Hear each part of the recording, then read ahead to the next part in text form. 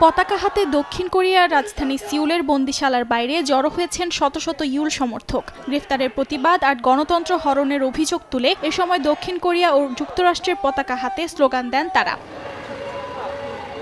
এর আগে দ্বিতীয় দিন তদন্তকারীদের জিজ্ঞাসাবাদের মুখোমুখি হতে অস্বীকৃতি জানান গ্রেফতারকৃত প্রেসিডেন্ট ইউন সুক ইউল। এ অবস্থায় ইউলের আটকের সময়সীমা বাড়ানোর জন্য আদালতে আবেদন করা হবে বলে জানিয়েছে দেশটির দুর্নীতি বিরোধী সংস্থা। ইউলের আটকের মেয়াদ স্থানীয় সময় শুক্রবার সন্ধ্যায় শেষ হওয়ার কথা। আইন অনুযায়ী তদন্তকারীরা চাইলে আদালতে আবেদনের মাধ্যমে তার বিরুদ্ধে ২০ দিনের জন্য একটি গ্রেফতারি পরোয়ানা জারি করতে পারবেন।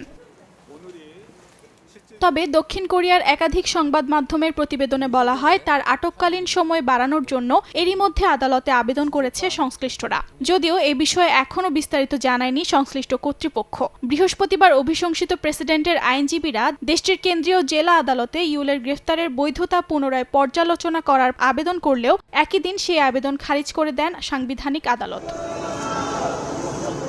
বর্তমানে সিউলের বন্দিশালায় রয়েছেন ইউল। নানা নাটকীয়তার পর স্থানীয় সময় বুধবার দক্ষিণ কোরিয়ার বর্তমান অভিশংসিত প্রেসিডেন্ট ইউন সুক ইউলকে গ্রেফতার করা হয়।